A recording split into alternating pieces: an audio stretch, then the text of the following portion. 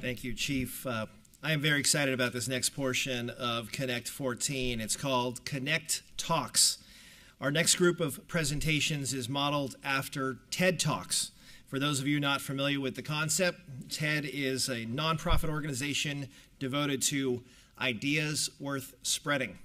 It started in 1984 as a conference bringing together people from the worlds of technology, entertainment, and design, thus TED.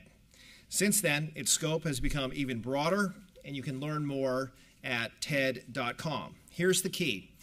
TED conferences bring together the world's most fascinating thinkers and doers who are challenged to give the talk of their lives in 18 minutes or less. For our Connect Talks, we've given our presenters 9 minutes. I guess that means we're half as prestigious as the TED Talks, but regardless, we've got 9 minutes now for each presenter. During the next 45 minutes, you're going to learn about some fascinating things that are happening at the intersections of technology, citizens, nonprofits, governments, and education. Our first presenter, Sean Drost, co-founder, lead instructor, and chief commercial officer at Hack Reactor. Sean started coding at 15, writing games on his TI-83. At 17, he was already teaching classes on pointer arithmetic and class hierarchies. He studied computer science at USC and has been a software engineer ever since, most recently leading a technical team at OkCupid Labs. Sean runs the second half of Hack Reactor's curriculum, including the self-directed project periods and the graduate hiring program. Sean, please tell us about Hack Reactor.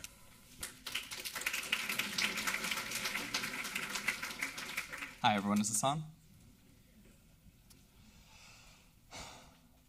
So great to be here. Thank you. So I was invited to talk to you about my program, Hack Reactor. Hack Reactor is a 3-month program for software engineers. So we teach the people that build the networks that connect our communities. Today I'll be telling you about what Hack Reactor is, how it works, and some surprising lessons that we learned along the way.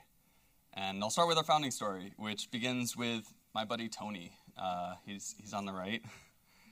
He's a very smart guy, studied neuroscience, did a couple different jobs after graduation, and hadn't really settled on a career. And his brother and I convinced him that he should become a programmer because we knew something that he didn't, which is that there are 1 million more jobs for programmers than there are programmers. That's a very large number, which is crazy, right? So we taught Tony to code, and we got him his first job, and we then decided that there are probably a lot more Tonys, so we started Hack Reactor together. And this is our first location, our inaugural class in 2012, late 2012, less than 2 years ago. Our first class had 15 people in it, and every single one of them got a job. Today our placement rate is 98%. Average salary is $105,000. And in the 2 years since then, maybe another 100 schools like ours have started, and this is an actual movement. And I'm curious, how many of you have heard of this movement, boot camps, coding schools, what have you? This is, I'm looking at maybe 2/3. So yeah, it's developing really quickly, and this year Hack Reactor will educate more software engineers than Berkeley, Stanford, and Caltech combined. Our students are more likely than students at four-year institutions to complete the program. They're more likely to get a job and have a higher average salary. It's astonishing. Next up, I'm going to explain how we do it, and it's kind of a letdown. It really just boils down to one thing, which is data-driven education. We decide what to teach, and we measure whether or not we're teaching it. And this works on any time frame. This works on a lecture, on the amount of time it takes to teach a lecture. This works across a week of class. This works across the whole program. And I'm going to tell you about how we apply this concept. across 3 different parts of the school, starting with admissions. So we kind of look at admissions. We were all hiring managers at tech companies, and we look at admissions kind of as a hiring process in a certain way. And the empirically most likely to work method of conducting a hiring process is to do a work sample. And the work of a student is to learn. And so we sit down and we actually teach them. There's a tutoring session. There's no place on the application form where you get to talk about your degrees or write an essay. We just teach you for an hour and we see what it's like. We have a rubric that's deeply multidimensional, crossing intellectual and soft skills and a variety of different topics. The second area where we applied data-driven education is instruction. So we adopted the instructional model that has been most empirically effective across a wide variety of different subject matter. And that's immersion. So quick question here. How many of you remember taking some kind of language class in high school or college? Okay, yeah, so and how many of you actually learned the language, like you speak it now? Okay, so what does it look like when you actually need to teach someone a language? Like, let's say you're the CIA and you just need someone to learn this language. You build an immersion school. You make it as short as you can to teach them the thing that you have to teach them, and it just goes from 0 to 60, and that works. And you see this being reproduced independently by different institutions that need to create effective education. So this is one subject area at a time, or rather one competency area at a time, which then goes into different subject matters. This is practice on actual tasks with subject matter experts nearby. This is the second area where we apply data-driven education. And the third is student outcomes. This is our ultimate compass. This is actually what inspires the most change class to class in our program as we run it. And this means jobs, actually. We consider it our job to get students a job. And when they don't, we freak out. We feel like our reputation is at risk. We change things in the program. This isn't because jobs are less necessarily the goal, but it's a good heuristic for even the students who aren't looking for work. And that's it. That's the whole story. That's how we run a school where 98% of the graduates get jobs at an average of 105,000. And along the way, we've learned some surprising lessons, some facts about the world that I did not believe when we started out. The first is that it has to do with college, and I want to get a show of hands about a question here. Who thinks of college as a old institution, one that has sort of like lasted for like throughout human history almost, you know? Show of hands. Wow, almost nobody. Wow. I think it, like, to me, I thought of college as this thing that's always been around, as this like constant thing throughout history, but actually we invented college about 50 years ago. I've come to believe we invented college about 50 years ago. It used to be a totally different thing before then. It used to be very few people went to it, and the people who went to it, they had a lot of money, by and large. It's not a universal rule, but they weren't primarily motivated by the work of it. It was sort of like this interesting institution, which was both the home of human knowledge and also this place where you could work side by side with these academics. But actually, there's a new status quo, which is that the majority of graduating high school students are planning to attend college. It's primarily funded by debt, and they're by and large empirically much more interested in work afterwards. And this has been a complete sea change that we have just foisted upon this institution that existed, and didn't really ask for this change. And in some ways, it's resisting the change for good reasons. I went to college. I had a fantastic experience there, and there are a lot of great things about it that would change for the worse if college tried to become this institution that we are trying to make it. Humorously, the first round of ed tech initiatives kind of just put college online, and that's interesting. They have since, I think, recognized this as a mistake. Udacity, in fact, they've shifted over their entire focus to this concept they're calling micro degrees, which are very short form, immersive, outcomes based. If you go to their website right now, you'll see, I think, like jobs, careers, jobs. So it's an interesting world. Expect change in this area. Expect data-driven education. That's all I got. Thanks for your time.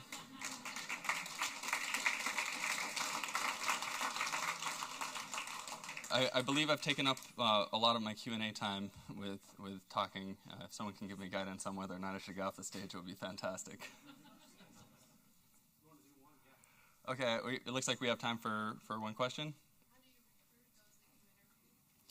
Where do our students come from? A lot of it is word of mouth. About a third of our students are coming from referrals from previous students. At this point, we have a advertising team and a marketing team, and we've developed some company-like things instead of just being a school. It's worse than we'd like it to be. It's better than CS programs. It's about 15%.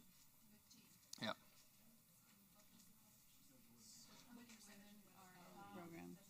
I'm done. How old are the people who enter your program? Like how many years of I was just wondering, how old are your typical applicants and how much education have they had? Are they college graduates? Typically, median student is 24, 25. The range is 17 to 65. About 2/3 of them have have college education, have some college education. And I think I'm out of time. I would really love to talk more, but I'll yield the floor. Thank you. Oh. All right, thank you very much, Sean. Next, we have Girl Scouts in the house. Girl Scout Troop 31175, established in 2004, was awarded the Silver Award in May 2013 based on their work with the Hillsborough Neighborhood Network, or HNN. HNN is a group of residents collaborating to organize neighborhoods for emergency preparedness at the individual, neighborhood, and community level, with the goal of being self-sufficiency for a minimum of 72 hours in the event of a disaster. The troop worked with HNN, the Hillsborough Police Department, the Central County Fire Department, and the town of Hillsborough to develop a series of 12 video shorts explaining the various steps of becoming prepared in case disaster strikes. Please join me in welcoming Camille Klein and Isabel Chow, who will tell us about their troop's project. Ladies.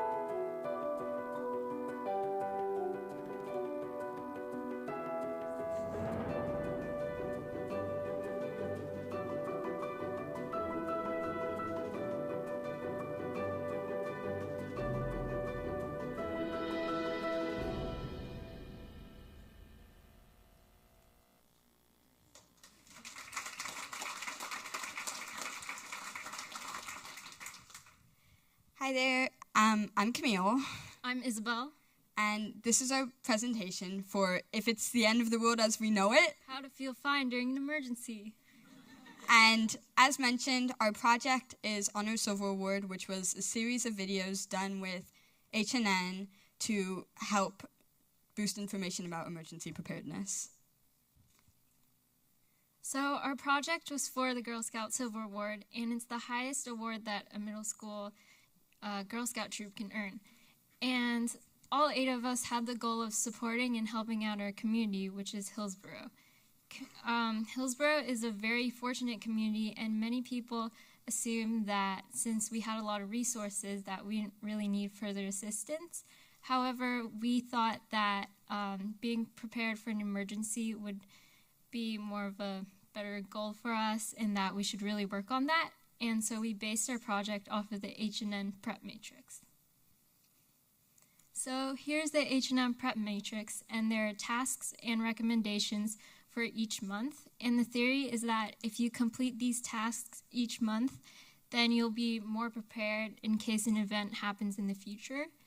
When you first look at it, everything seems really overwhelming and uninteresting. For example, there's a lot of text and boxes, and just seems very boring.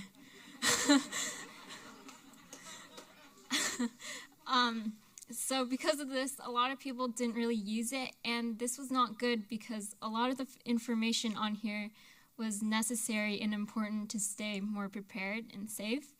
And because not a lot of people were using it, we decided to make inform people in a more interesting way using videos. So the actual video process was a pretty long process. It took us about 2 years.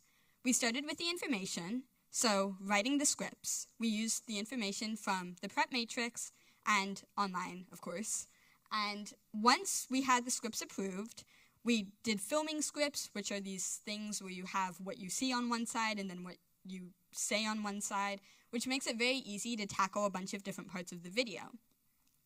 Then we actually put the videos together, which there were many different parts of it. So we had some of us here were on camera, some of us were behind the camera, some of us were telling the people on the camera what they should be doing, and then others of us were doing behind the scenes work. So making graphics, doing voiceovers, adding music, putting the entire video together.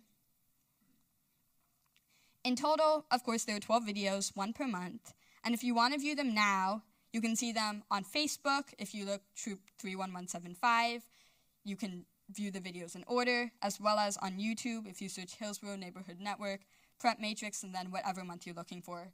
You can also find them there.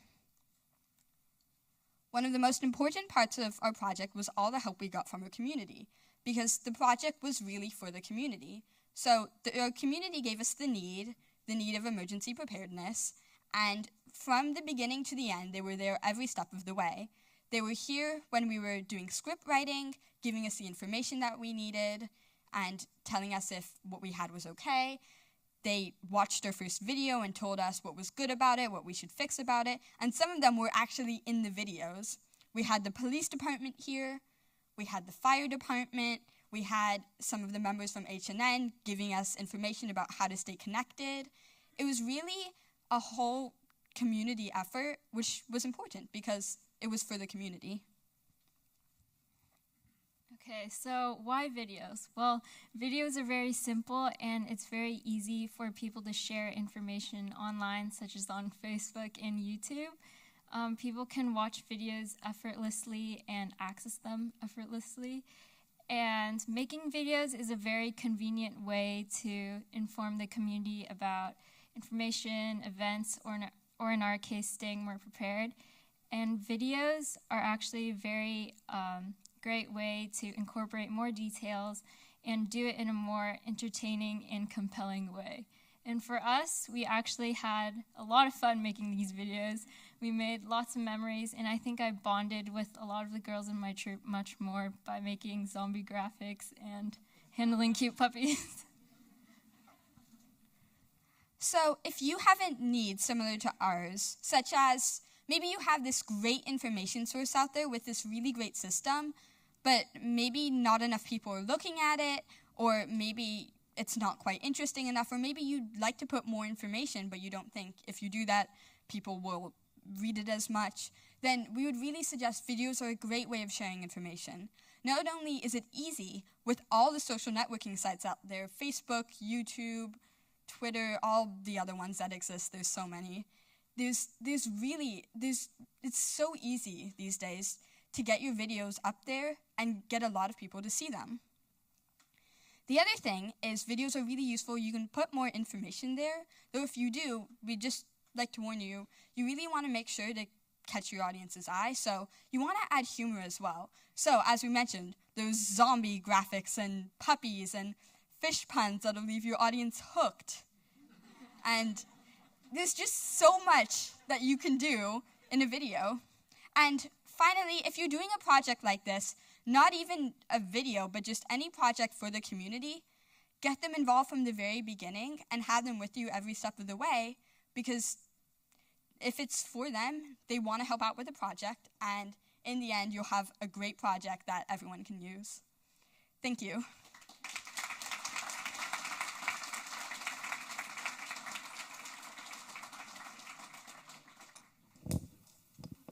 Do we have any questions for Camille or Isabel?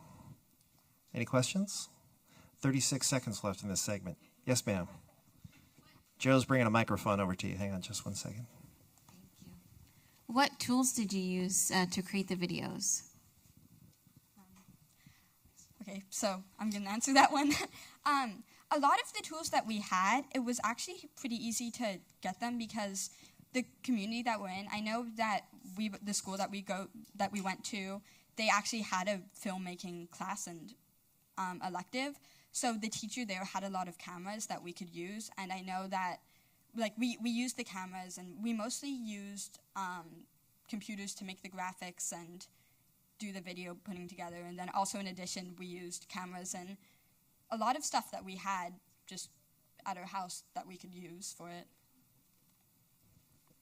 Let's hear it for Camille and Isabel in Girl Scout Troop 31175.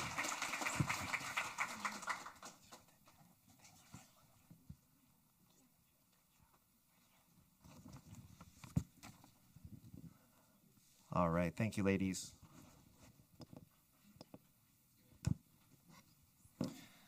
Okay, our next presenter in Connect Talks is Zane Khan.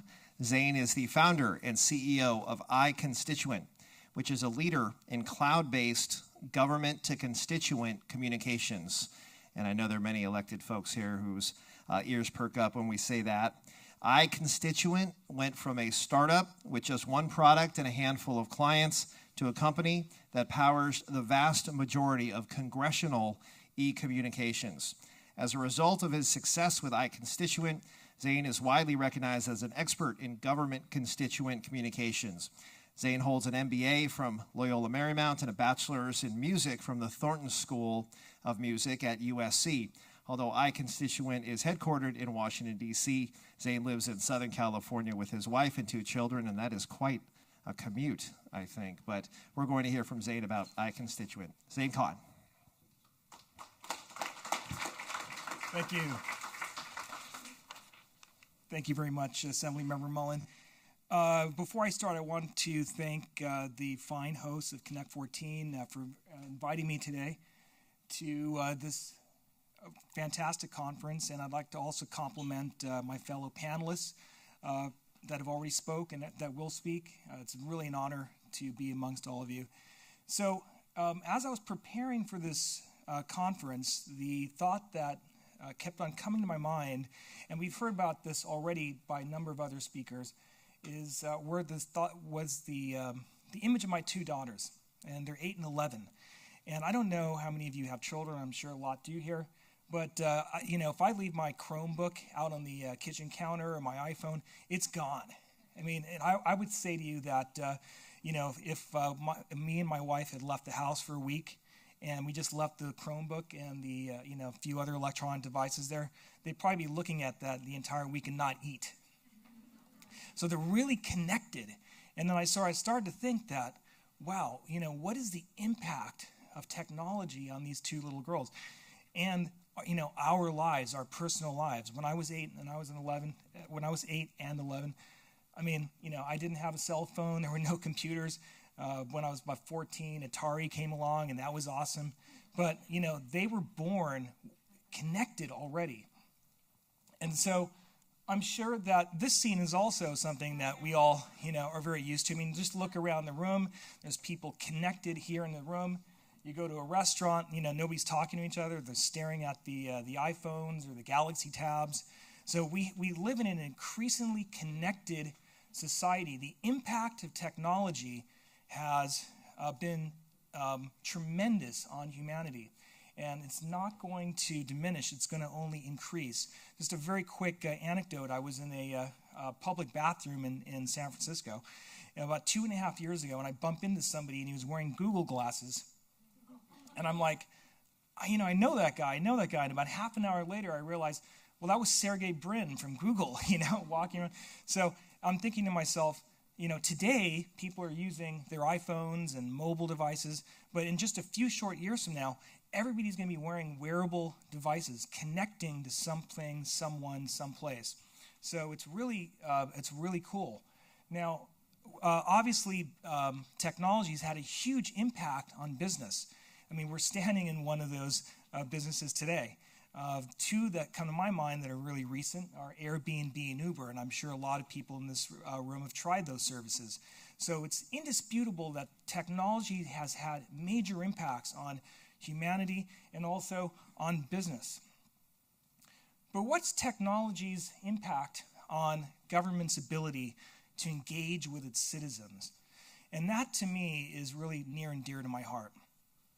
But before I answer that question, I gave away the punchline.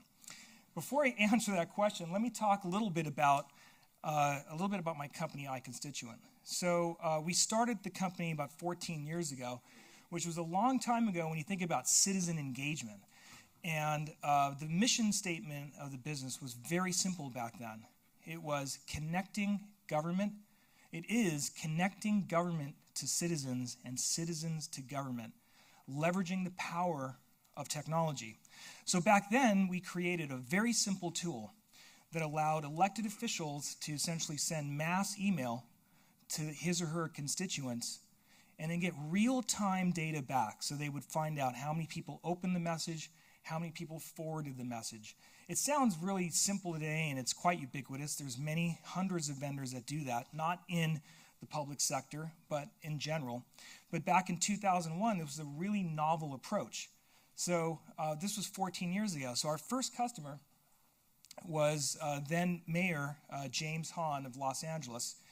And right after 9/11, he needed a way to immediately communicate with his constituents. So we provided him the tool, and he sent out a message to 1,500 people in Los Angeles. Now, 1,500 people, you say, is nothing.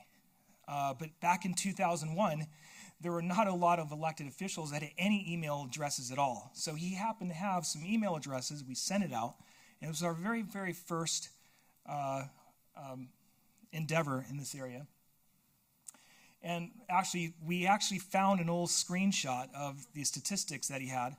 I don't know if you can really see it, but it says he sent out 1,500, we mailed 1,500 emails, and of that, 50% were actually opened and looked at. And then we had a high number of people actually forwarding the message to other friends. So our very first campaign was very successful for the mayor of Los Angeles at that time. Just a non sequitur to the story. About 2 months later, inexplicably, the office of the mayor decided to cancel the service. So I asked them, well, what happened? Why are you canceling it? It was a very successful campaign. And they said to me, well, it's really not a proven or tested technology. And, we prefer to just take the money and spend it on direct mail or whatever they were doing at that time. So, but, funny enough, it was only $200 that we had charged for the service. So the challenges that government faces today with citizen engagement are vastly different from the challenges that the government faced in the past. So the challenges that Mayor Hahn had was sending out 1,500 pieces of email. That was the challenge. But today the challenge is dealing with 15,000 requests coming into an office, or even more than that. We have customers that have challenges dealing with 100 requests that come into their office, citizen requests, or 15,000.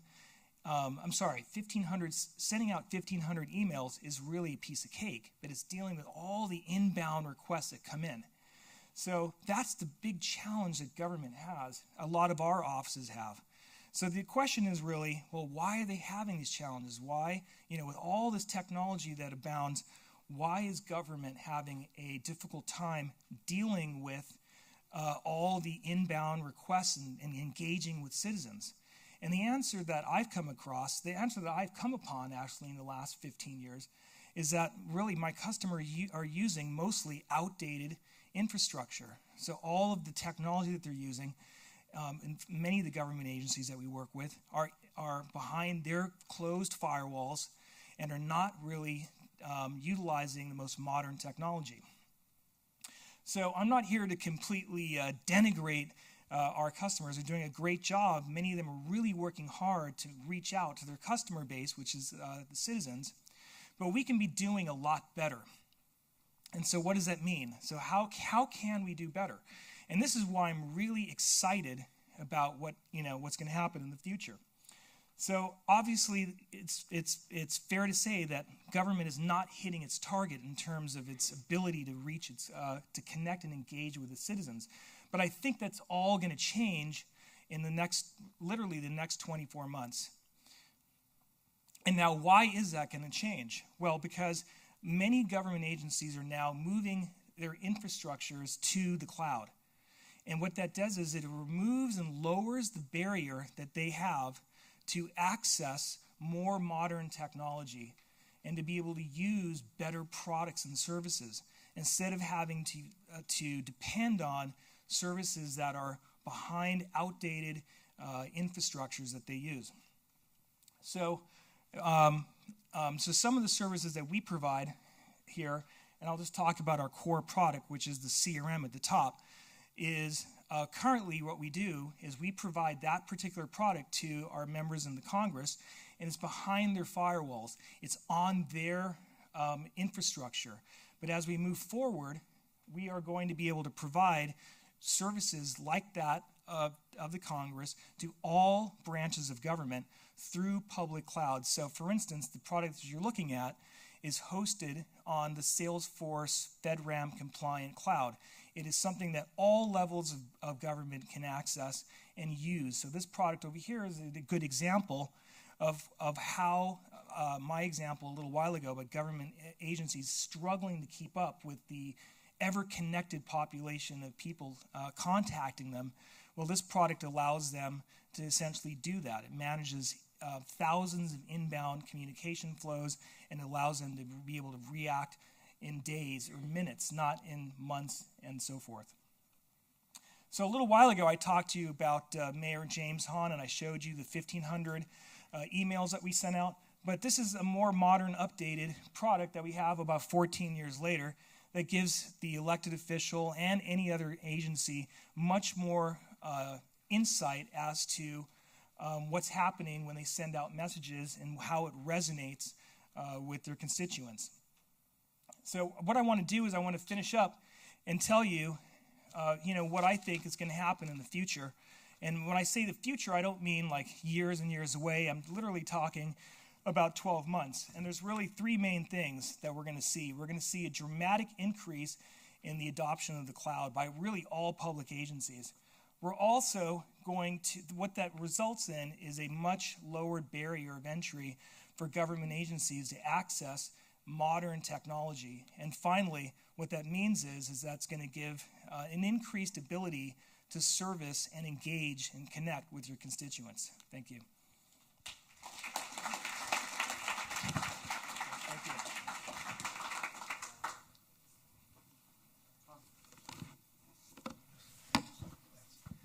We have time for just one quick question for Zane. Any questions? Wow, we're actually going to catch up on time here. Going once, going twice? Yes, sir, Rod Chow. And we're getting a microphone up to you right now. Hi, with all the retailers that are getting hacked, I used to work in Congress. I know the constituent records are extremely sensitive. So how can you protect cloud-based databases? Well, nothing is, security and compliance is something that's very near and dear to my heart, for sure. And we had an incident a couple years ago, so we realized that security is an absolute requirement. Now, nothing is 100% secure. However, when you're talking about a FedRAMP compliant data center such as that of Salesforce, I mean, they're using the most maximum security, and it meets certain government standards. So that's there's no way to ensure 100% security. In fact, nothing even behind firewalls is secure behind a government installation either. So, but certainly Salesforce and Amazon and all the others that are FedRAMP compliant, that's as best as you get, really. But good question. Anything else? Thank you. Thank you for your time. Thank you, Zane Khan. Thank you. With iConstituent, and my office will be doing a pilot project with iConstituent. Hopefully the state of California can catch up where Congress is on these issues. That's kind of a shocking statement, actually, but thank you, sir. Moving to Street Code Academy. We are pleased to have Heather Starnes and Olatunde Sobomihin to tell us about Street Code Academy, a nonprofit, for-profit partnership that on-ramps youth to high-tech jobs by connecting urban culture innovation to the tech industry. Heather Starnes has studied, lived, and worked in under-resourced communities for the past 26 years. She has promoted programs for multi-barriered youth, innovative economic development, low-income housing, and program design. She is currently working on her doctorate in educational leadership. Her focus is integrating technology that encourages and engages youth to make choices that keep them alive and free. And a little about Olatunde. While a student at Stanford University, he co-founded Esfache, a Silicon Valley-based company that aims to make popular culture positive by providing innovative, technological, athletic, and educational programs to youth in the Bay Area. Tunde, as he is known, was the first non-recruited walk-on to the Stanford varsity men's basketball team and voted most inspirational player. Today, he serves as Chief Officer of Vision and Innovation, where he develops new strategies and programs primarily focused on culturally relevant technology and new media. Street Code Academy. He is good. Made us sound really good. And I'm sure that the rest of the conference has been just the same. If you've enjoyed yourself thus far, can you clap 2 times? Oh, great, great, great. And if you met somebody new, can you clap 3 times? Good. Well, we're excited to share with you much about what he mentioned, the Street Code Academy, which we aim to have be culturally competent technology and business and entrepreneurship that can make community change.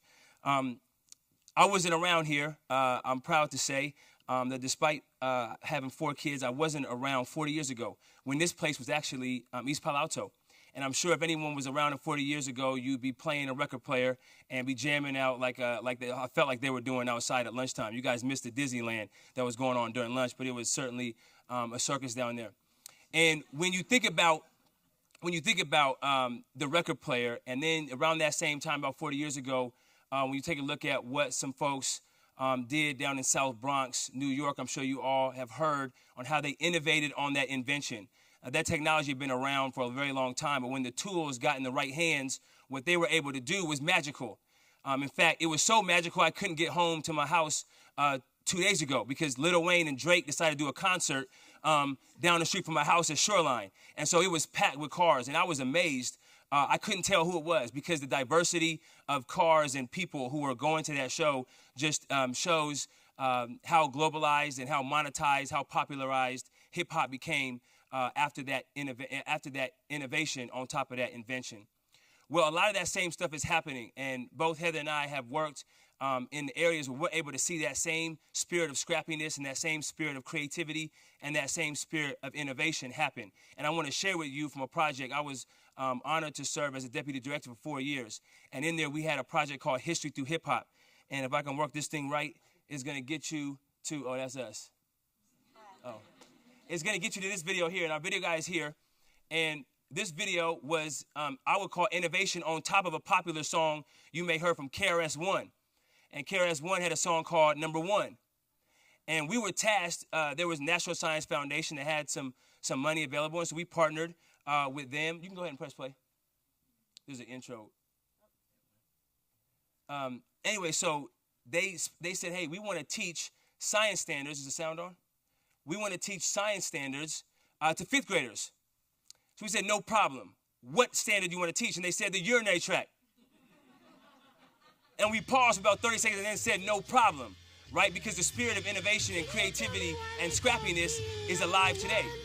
So here you have, they never play hip hop this low. It's illegal. I'm violating. Okay, there we go.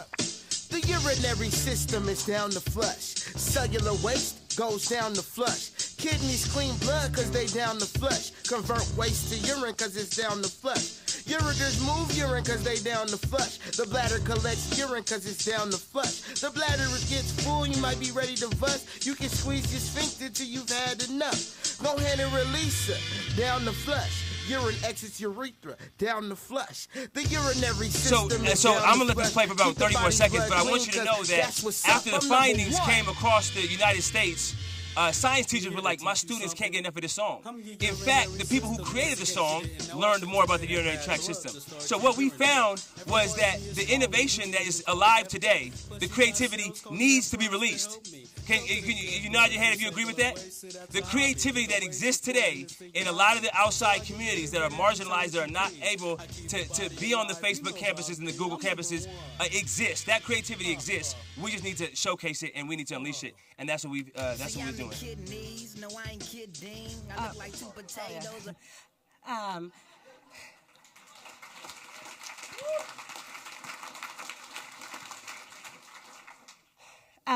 One of the things I loved about our introduction is that we have 0 hours or years in technology, and that is because we are community developers.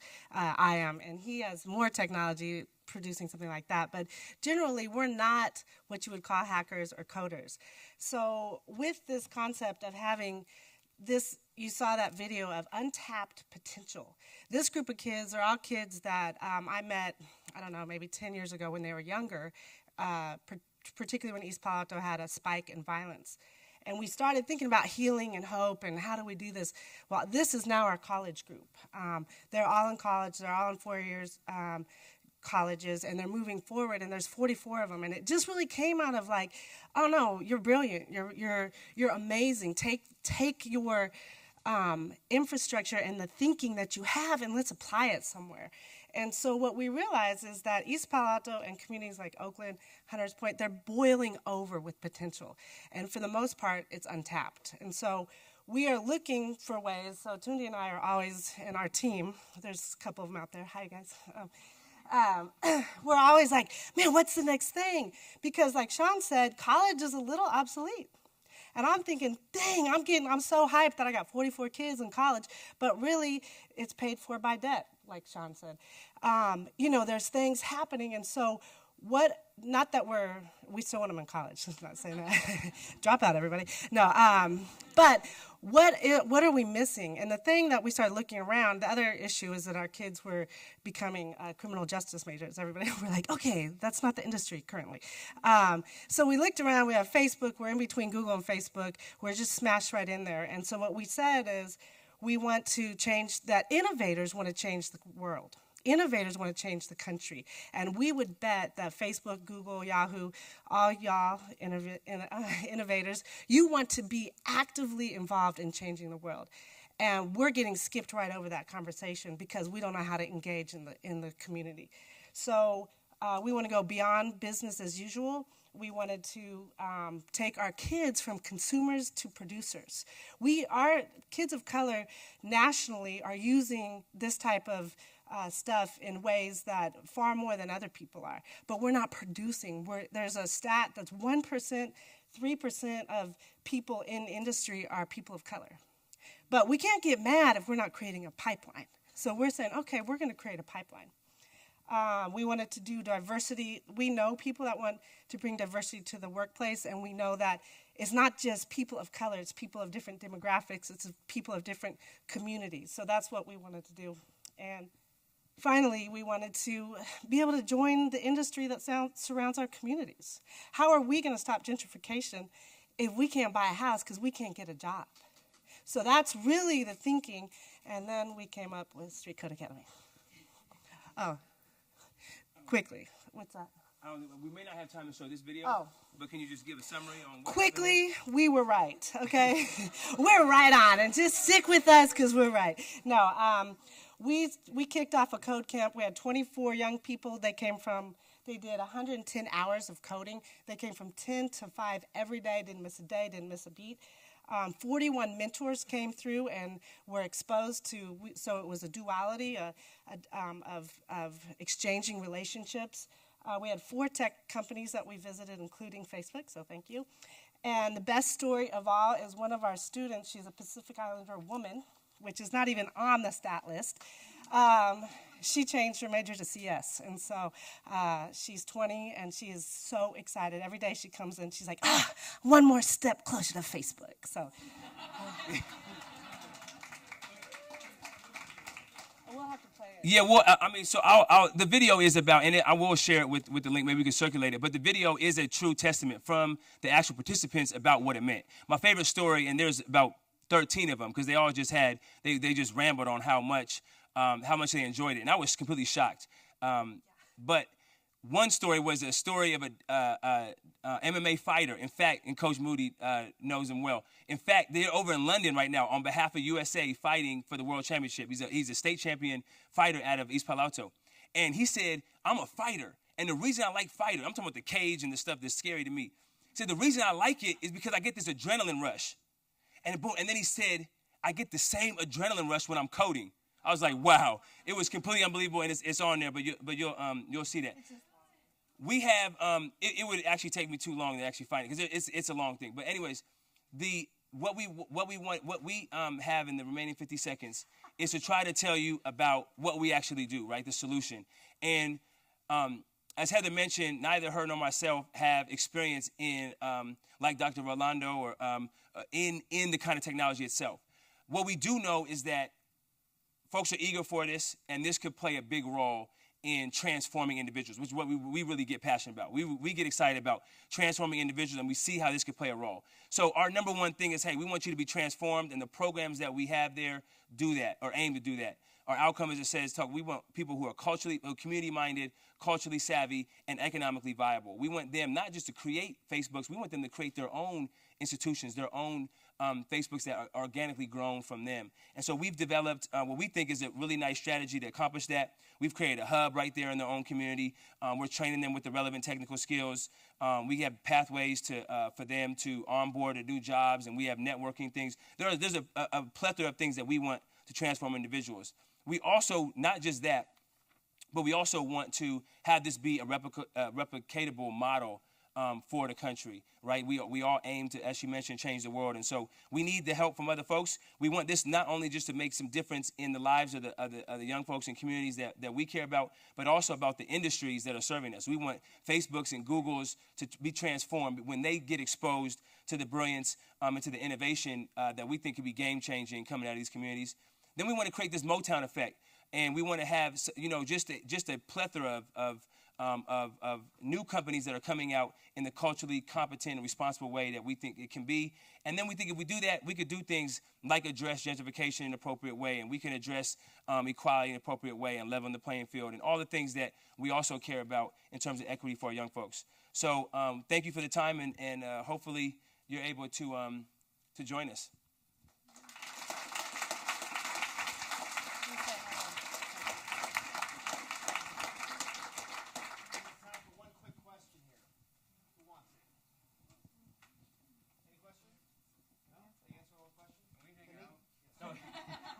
No, you know that, I'm sure you know more than we do about what the intention around Hackerspace is, but we are building one right there in East Palo Alto, and we do aim to have that be a hub that folks can hang out and build and collaborate, and to have it be in our own home brings some authenticity to it. So thank you. Sorry. All right. Heather and Tunde, Street Code Academy. Let's give them a round of applause. I want to put one plug in. Yes, They always do this. I want to put one plug in. If you like the videos that you saw, you should visit Mural Music and Arts Project, phenomenal arts-based nonprofit at East Palo Alto. And then gotta give a big shout out to my main man, Coach Moody over there, Mr. Moody. He's our councilman. He's a councilman. I knew him before a councilman, though.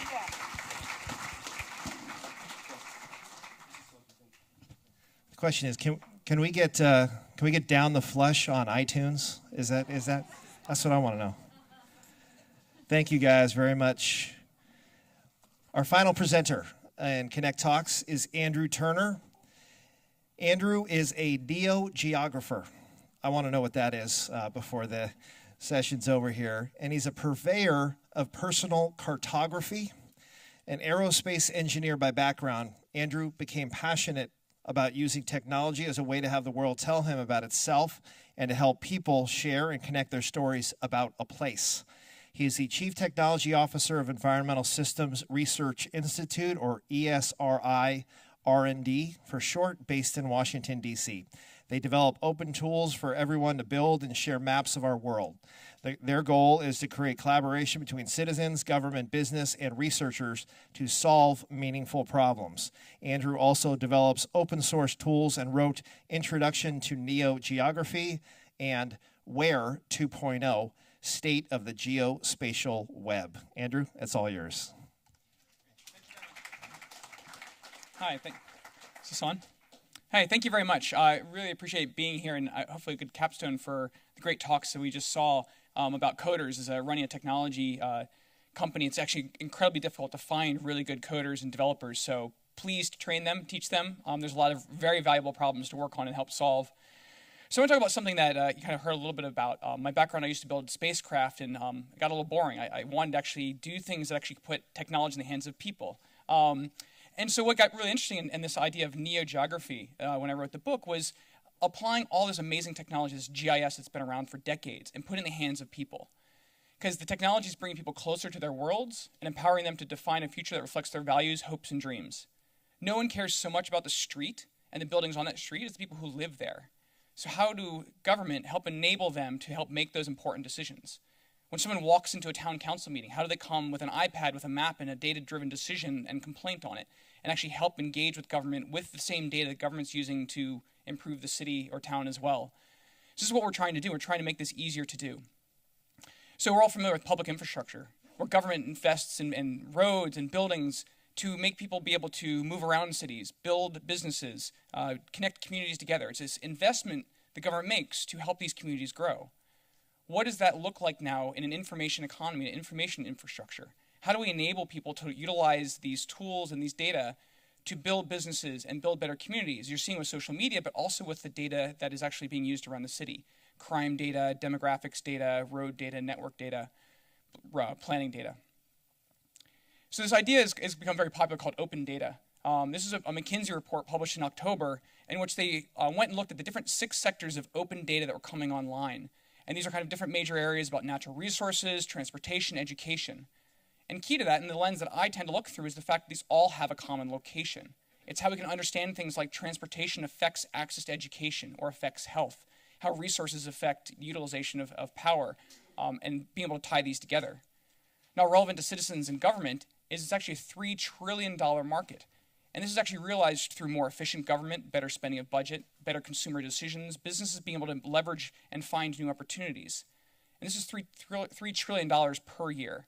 So it's a huge opportunity to make data from government and agencies available for people to make better decisions with it and make data-driven decisions. So the question is how do we build this new public square? How do we enable the citizens to go and utilize something the government invests in terms of building a square in which people hang out, so businesses come there to serve those customers? So how do we do the same thing for information technology? So what we're doing is we've actually launched an open data application, which enables any government to go and easily within minutes launch an open data site. This is Pasadena, in which they just took all of the data that's currently in their GIS departments, already being managed, and they just clicked one button and it became available through a web application where anybody can go freely explore it, find the data, and download it in a lot of different formats. The idea here is for people to go and discover this information, look through it, find relevant information, whether it's personally about bike trails I might want to take, or it's about ones for my local community to go and build more bike trails or transportation, whatever that is. Enabling citizens to imagine their own world and look at it and provide their own perspective on it, use the data that the government's already gathering to improve those decisions. You can see here, this is just an example of that interface that's being used to go and find, for example, all the proposed short bike trails that are going to be put in Pasadena, or go look at the existing ones and be able to visualize those and chart those out. So it's the beginning of some of these base tools to be able to enable people to go and put this on their iPad or print them out, and again, engage with government or the communities around this data rather than just purely what their emotion is or what they've known in the past. So what's really interesting then is where this is actually taking off and where it's being used. If this keeps going, this might cycle. So we've seen this now being deployed across states, counties, governments, and able to be even fully customized. So there's now actually since it launched in July, it's and 1,000 open data sites have been created. It's available in 24 languages automatically. So for the state of Maryland, it was actually their first multilingual website they had for the government. So it's something, again, as any of you can go and share and turn this on with your GIS department and make the data available. I also do a lot of volunteer work in disaster response and helping technologists go and use technology and build interesting tools to help in their local communities as well. So this is an investment to make not just for times of fun and building businesses, but so it's pre-positioned so when they need the data for their own response, they have access to that data. So something else relevant here to this group is that ESRI, we've actually donated our software to every single K through 12 school across the country.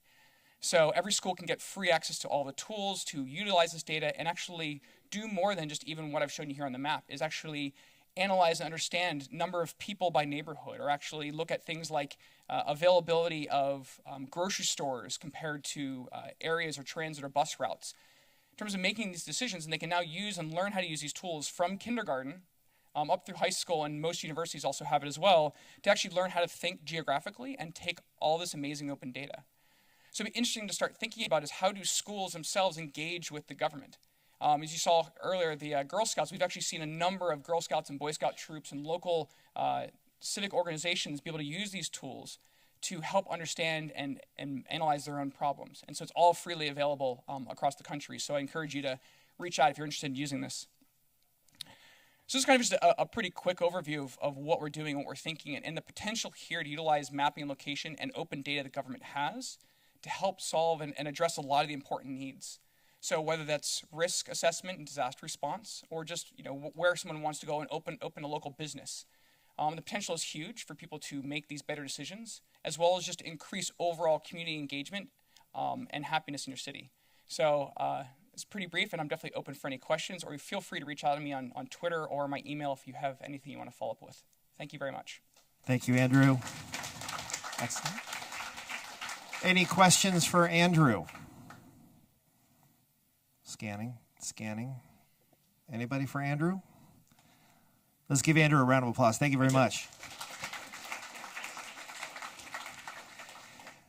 And the staff has asked me to make a brief announcement, just a reminder that you can get the videos that were shown here and other materials, PowerPoints, and other materials that you witnessed today on the connectsmc.org website.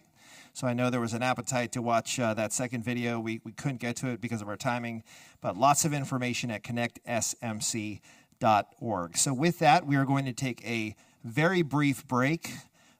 Just a little after 1:30, we'll start our next panel. So just a brief break, 10-minute hard break, and we'll be back. Thanks very much.